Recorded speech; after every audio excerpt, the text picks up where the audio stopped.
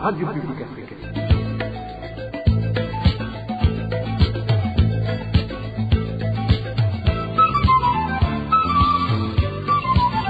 Radio Publique Africaine.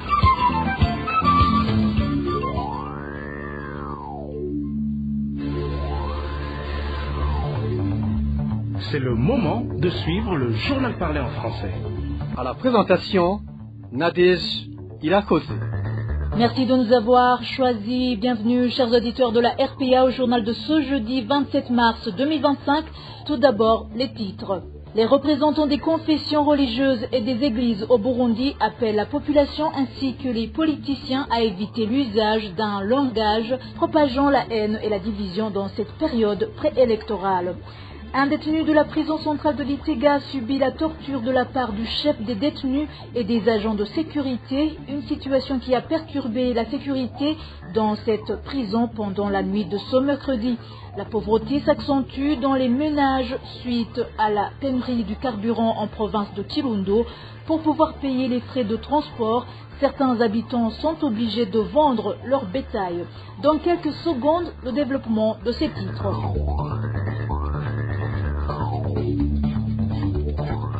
Bonsoir, débutons ce journal par la page Droits de l'homme. Une personne a échappé à la mort dans la prison centrale de Gitega.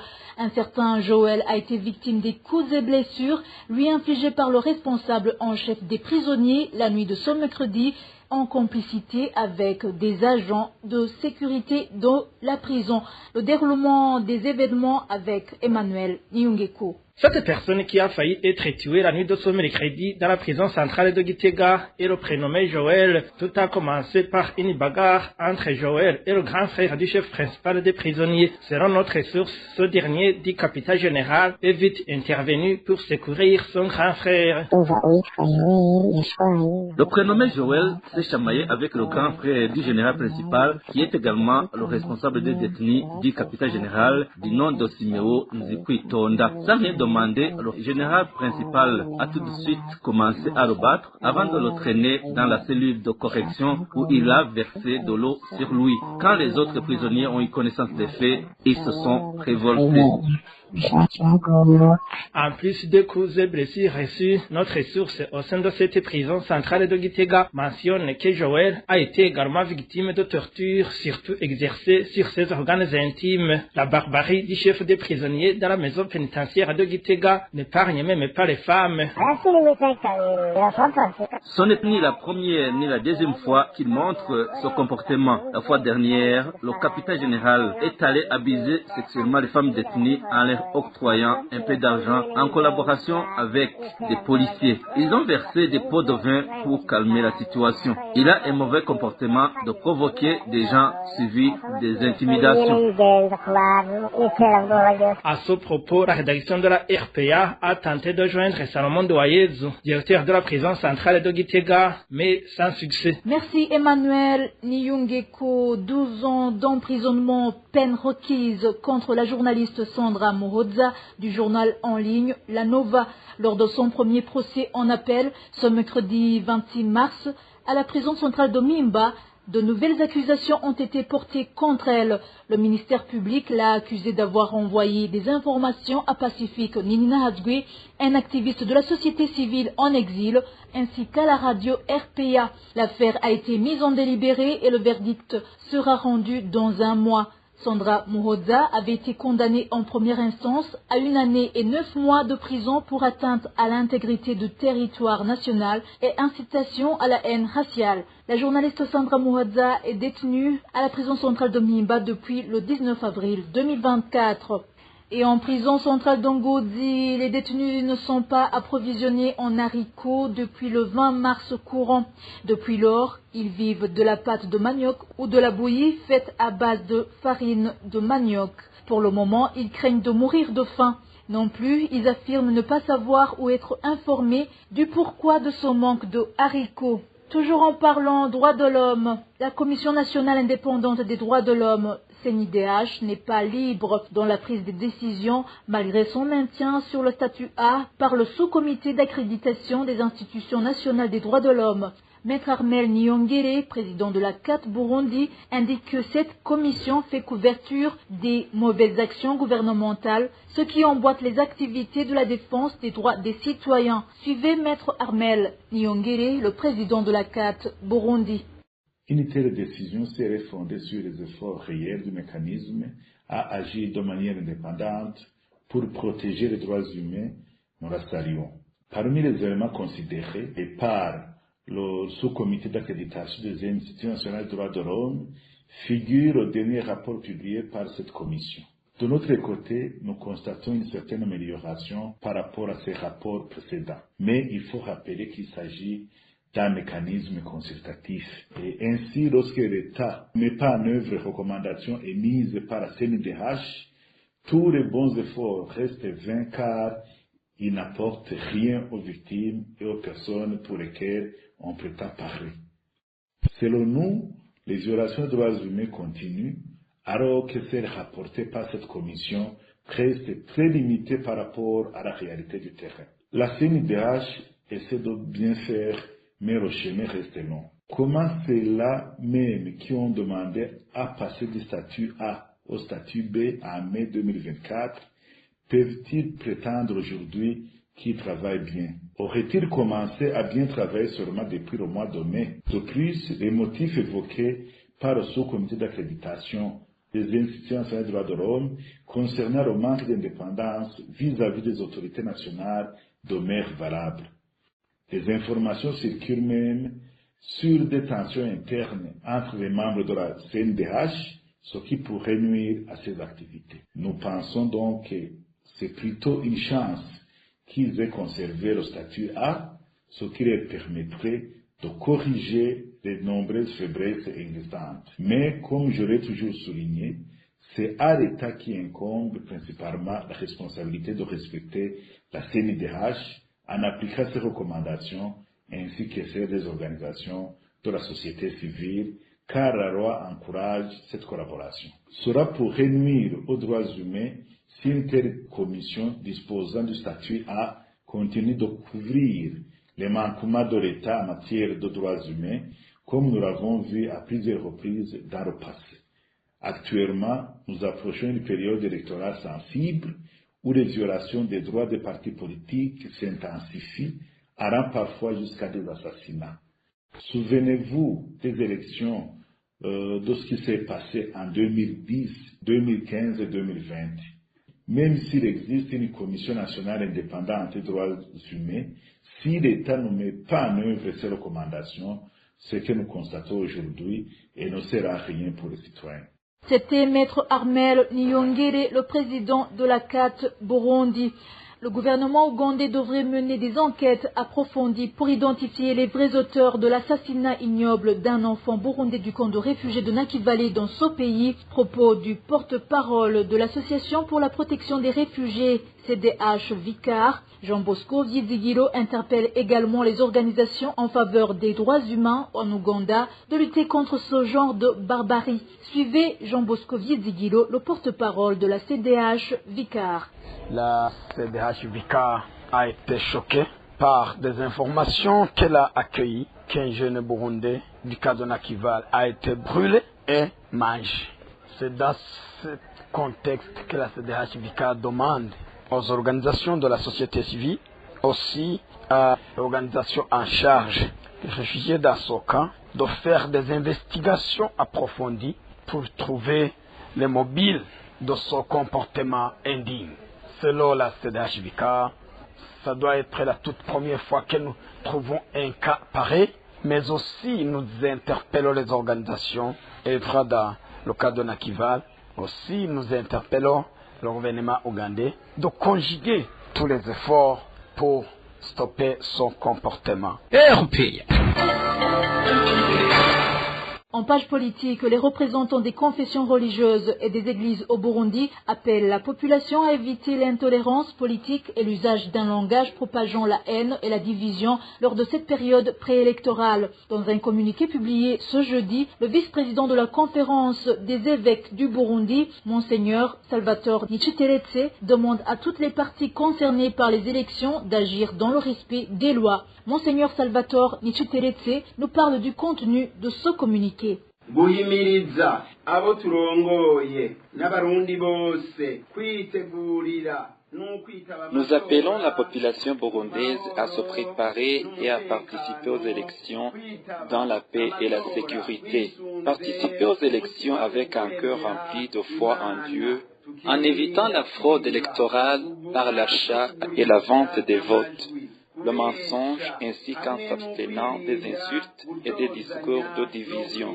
Nous demandons au gouvernement de continuer à faire tout son possible pour privilégier le bien-être et la paix, de veiller au respect des lois et d'agir dans l'intérêt des citoyens. Nous demandons à la Commission électorale nationale indépendante de respecter les lois électorales pour le bien de tous. Nous demandons enfin aux partis politiques et aux candidats indépendants de se respecter mutuellement et de faire preuve de tolérance.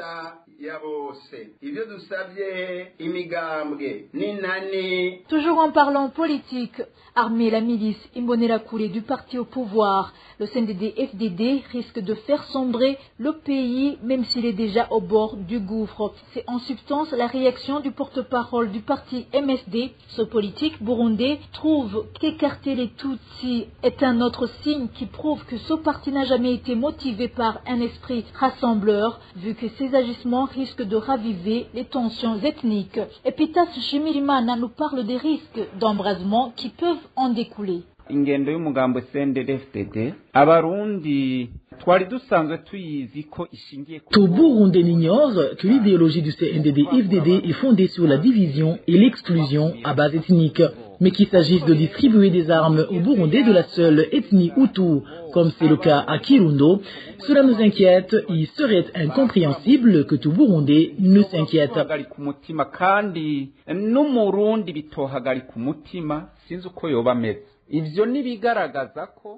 Cela prouve que le plan du CNDD-FDD est de replonger le Burundi dans une crise ethnique en usant de ces armes qui distribuent en excluant une ethnie pour les confier à l'autre en qui ils ont confiance.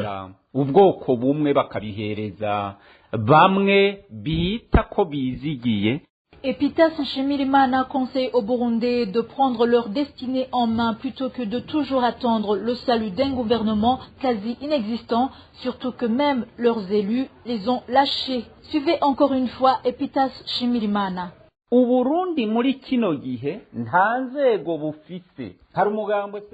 Le Burundi n'a plus d'institutions. Le parti CNDD-FDD a remplacé toutes les institutions et lois. Où est le Sénat aujourd'hui? Où est l'ombudsman?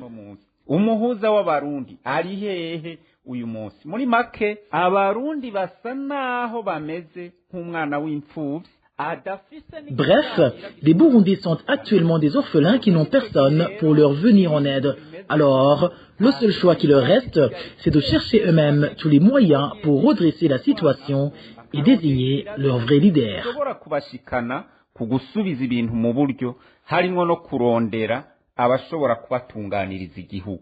C'était Epitas Nshimirimana, le porte-parole du parti MSD. Après une courte pause, c'est la page Société. À présent, parlons société. La pénurie du carburant accentue la pauvreté dans les ménages en province de Kirundo. La population du chef-lieu de cette province fait savoir qu'actuellement, elle se retrouve dans l'obligation de vendre son bétail pour se procurer les frais de transport devenus trop exorbitants. Les conséquences de ce manque de carburant en province de Kirundo avec David Claude Mbananayo. Aucune des 4 stations situées dans la ville de Kirundo ne possède le carburant de type mazout depuis 2 semaines. Les habitants de cette ville qui se sont entretenus avec la RPA disent que sur le marché noir, le bidon de 20 litres coûte entre 280 000 et 300 000 francs. Il n'y a pas de carburant de type mazout depuis 2 semaines. Un bidon de 20 litres coûte entre 280 000 et 300 000 francs. C'est pourquoi alors certaines agences ont opté pour l'arrêt des activités.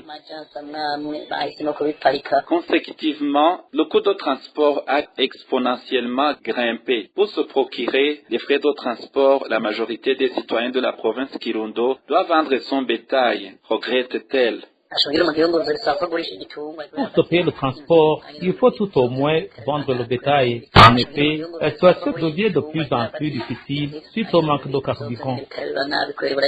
Les habitants de la province de Kirundo disent qu'ils ne savent plus sur quel pied danser si ce n'est que relancer leur cri d'alarme au gouvernement par rapport à cette carence accrue de carburant. Merci David Claude Mbananayo. Les coupures répétitives d'électricité sont suivies par des multiples conséquences au sein de la population de la mairie de Bujumbura. Les commerçants exerçant différents métiers ainsi que la population grognent en disant que les pertes sont énormes, que ce soit pour leurs marchandises, leurs appareils, de même que leur survie. Walter Kwizela revient sur les conséquences de ces coupures répétitives d'électricité. Les marchandises telles que la viande, le lait et d'autres produits périssables se détériorent dans les congélateurs en raison des coupures d'électricité répétitives. Selon les commerçants qui se sont confiés à la RPA, ces pertes sont énormes. Les bouchers et les propriétaires des bistrots enregistrent beaucoup de pertes vu que les viandes sont souvent avariées. Et quand ils donnent ça aux clients, ils souffrent d'intoxication. C'est le cas aussi pour ceux qui vendent du lait. Quand il n'y a pas de courant, personne n'achète ces marchandises. En plus de ces pertes, ces coupures incessantes endommagent également certains appareils électroménagers des habitants. Parfois, le courant revient avec beaucoup d'intensité et endommage nos appareils, que ce soit les téléphones, les congélateurs et j'en passe. De plus, personne ne peut vous indemniser. Pire encore, de nombreuses familles exerçant des métiers nécessitant l'électricité se sont retrouvées dans la pauvreté à cause de ces interruptions, comme elles l'ont témoigné. Les victimes de ces coupures répétitives sont entre autres les gens qui font des petits métiers nécessitant le courant électrique dont les coiffeurs, les soudeurs, autres. Ils passent des jours et des jours sans rien faire faute de courant. Cela fait environ 2 ans que ces coupures répétées de courant sont observées à mairie de Bujumbura. Les citadins ne cessent d'alerter les autorités pour que ce problème soit résolu, mais jusqu'à présent, la régie des eaux n'a fourni aucune explication. Merci Walter Kwizera. Dernier dossier de ce journal avec le sport. La victoire de l'équipe nationale du Burundi n'est pas une fin en soi pour se qualifier. Avec ses 10 points à ce jour, le chemin reste encore long. Les Hirondelles doivent gagner les 4 matchs restants pour se qualifier. Ce qui reste un dur labeur, précise le journaliste sportif Steve Derrick Ndizeye. La victoire de l'équipe nationale du Burundi de 5-0 contre la Seychelles. Une victoire de Inhamba est toujours une bonne nouvelle pour les amoureux du football, surtout avec tant de buts, ce qui est très rare pour l'équipe nationale du Burundi, Inhamba. Et c'est pourquoi nous devons d'abord prendre un moment pour féliciter les Hirondelles du Burundi et les supporters avec 4 matchs restants qui sont égales à 12 points. Si les Hirondelles du Burundi parviennent à gagner tous ces matchs, bien que ce soit difficile ou presque impossible, car ces 2 pays en tête du classement du groupe F accueilleront le Burundi chez eux. Si le Burundi parvient à gagner ces 4 matchs, les chances de jouer la Coupe du Monde l'année prochaine seraient élevées. C'est une mission difficile, mais qui n'est pas impossible. C'était Steve Derrick Ndizeye. Et voilà, chers auditeurs, c'est ici que nous mettons un point final au journal de ce jeudi 27 mars 2025. Merci de nous avoir prêté votre attention. Merci également à tous mes collègues. Bonne soirée à tous.